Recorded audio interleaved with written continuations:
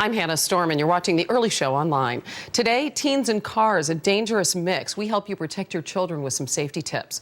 Also, find out why genetic screening may hurt your chances of getting pregnant.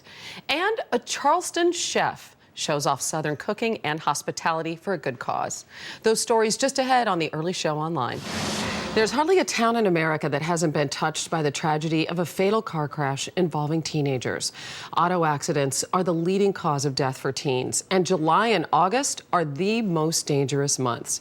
John Yulcheski, Executive Director of Transportation Safety at the National Safety Council, has some important advice on how to protect your kids when they're behind the wheel. Good morning. Good morning, Hannah. Why is this time of year so dangerous for teen drivers? Well, a lot of teens have just gotten their driver's license after going through driver's ed in the spring, and they're basically driving a lot more miles because they're not spending time in school all day, so they're driving back and forth to jobs, or they're doing the normal things teens do, the normal kinds of social activities.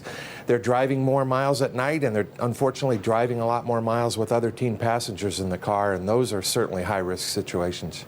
Teens make up only 6% of licensed drivers in the United States, but they are involved in 12.5% of fatal crashes, so the numbers are staggering. But you have some great tips for parents. You say the first one is practice, practice, practice. Do we not do enough of that with our teens? Not nearly enough. The basic problem with teens is that driving is a very complex skill. It takes many hundreds of hours to master, not 10, 20, 40, or 50 hours. In fact, the crash rates for teens, it stays way above the adult levels until a teen has about 1,000 hours behind the wheel. If you want to spend quality time with your kids, do it in the front seat with your kids driving. Kids should be driving in all kinds of traffic situations with their parents before they ever drive by themselves in those situations. Also, you say to eliminate the distractions. And just a couple of minutes ago, you mentioned how tough it is for teens to pay attention when there are other kids in the car. I know some states have laws against this, but what kind of distractions are we talking about here? Well, it's really the distraction of other teen passengers. Each additional passenger that you add in a car driven by a teenager, you've increased their risk of being in a crash. You put 3 or more teens in that car, and you've raised the risk by about 4 times. Communication, always the most important thing. John Yulcheski, thank you so much for those great tips this morning. We appreciate it. Thank you, Hannah. It's my pleasure. This morning in Health Watch, screening embryos. Women who have in vitro fertilization often ask for genetic screening, thinking that this might improve their chances of having a baby. But a new study says it could actually make it harder. Dr. Lawrence Grunfeld is a reproductive medicine specialist who teaches at New York's Mount Sinai School of Medicine. Good morning. Good morning. What sort of women ask for this screening? What age? And what do they want to find out? Pretty much every couple would want to have it done. If I could offer you the chance of testing your embryo and making sure that it's healthy before I replace it, you want to have it done. But this study specifically looked at women 35 to 41. This study in the New England Journal of Medicine suggests that genetic pre-screening of embryos can actually reduce the chances of a successful pregnancy. Why is that? Well, there are several problems. What we're doing here is we're taking out one cell from an embryo that has 8 cells in it, and we're taking that cell and we're sending it off to a laboratory to be tested. Turns out the actual removal of the cell is not a problem. It's pretty safe. So it doesn't hurt the embryo in and of itself? Turns out in good hands, of course. You need a competent laboratory. But there are problems. One of the problems is we're not making the embryo better by doing this. If you're older and you don't have a lot of embryos, we're not going to make it better. You're going to wind up with the same embryos returned. Secondly, there's a 10% chance that we might lose an embryo because we told you that embryo was not normal, and in fact it really was. And we didn't put it back in. And so the bottom line is that unless there's a specific reason, just take us through what you would tell, how you would advise a couple. Unless there's a specific reason for doing genetic screening, do not do that? Yeah, there's definitely specific reasons. Multiple miscarriages, couple has a known genetic problem, yeah, you got to get this done. If you're doing IVF anyway, you should have it done. But if your question is, should every patient undergoing IVF have their embryo screened before they're replaced, the answer is no. All right, very good. Dr. Lawrence Grunfeld, thanks for joining us this morning. We appreciate it. Bob Wagner is the award-winning executive chef at Charleston Grill. He joins us this morning. Good to have you here. Oh, my gosh. Thank you for having me. Really Thank you for appreciate having it. me. Let's talk a little bit about this big benefit on Sunday.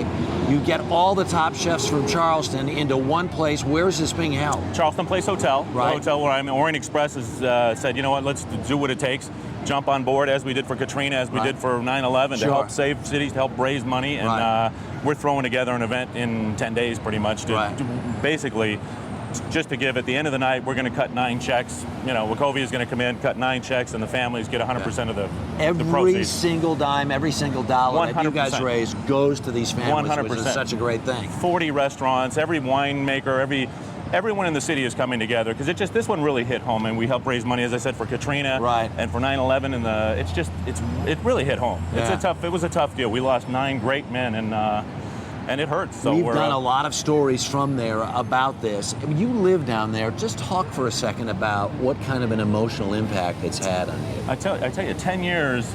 And we've got a fire department. We're actually a small little unknown city still in the United States where people still wander by the fire departments and sneak in and say, hey, and sit on the fire trucks and talk with the fire chief and talk with the guys. You'll see people as I'm driving home at midnight after talking, people just coming out of bars or parties having a good time and still wandering by and talking to the firemen. And I tell you, this one really hit hard. We've had huge fires in the city over the last 200 years, and losing 9 guys. This was the biggest loss since 9/11. Actually, 9 guys in one shot, and hit home. What are you cooking up? You here? got to have some crab cakes while you're there. We're gonna what we're gonna do is mix these together. We've got some lump crab meat. Looks good. Oh my gosh, this is fun stuff. Then we've got crab meat and a tiny bit of mayo, just to hold them together. Yep. A little bit of egg white. That's gonna actually make them a little bit fluffier when you think about it. A little bit of lemon zest. Yeah. Because you want a little bit of zip in there. Some fresh thyme. You got some chives working chives. there. A little sea salt. Exactly. Sea Right. salt What's this? and pepper. Yeah. What that is actually fresh breadcrumbs. If we take white bread and sort of puree it real quick in a food processor, like that. Real quick shot. Rather than dry breadcrumbs, it really soaks up everything and takes on. So we're just gonna. Can I sprinkle some in there? You most certainly can. I'm gonna get some sauce going for this. Okay.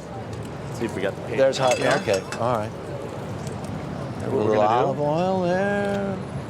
Wow. And alongside of that, we've got some fresh local shrimp that also Charleston's known for. Ooh. These wild American shrimp that really make it fun. Yeah. And we've julienned these guys up a tiny bit. Yeah. Let's cut them up. We're going to season these guys a little bit. So what, we have some lime here. A little lime zest. We have lime, little pieces of lime, if you will, lime segments. Yeah. And tell you what, before you get that going, I just want to do a little show and tell with all of this right here. What do you have here? Yellow tomato gazpacho. Beautiful. Fried oyster salad, walnuts and a little Parmesan. Look at that. Lobster salad, a little Meyer lemon and chervil. Of course, that's These are our crab cakes. This is what they're going to look like. And fabulous. And this is fun. It was our fun dessert. Pinot Noir reduction, star anise ice cream. And this is just Something a fun little stuff. bit of a preview of what's going to be happening on Sunday night in 40 Charleston. chefs, everyone there to help raise money. 100% go to the families. And obviously, if anyone wants to send in donations, you can check the website also and help us out. Chef. And obviously, the families need help. You bet. Chef, thank you so much. Great Thank you things so you much. guys are doing down there in Charleston. You've just seen a portion of today's early show. More stories are just a click away. Tomorrow, don't miss the early show Summer in the City tour with a live concert by Catherine McPhee. Tomorrow on the early show. Be sure to watch the early show tomorrow morning at 7 o'clock. And check out my blog right here on this website. For CBSNews.com, I'm Hannah Storm.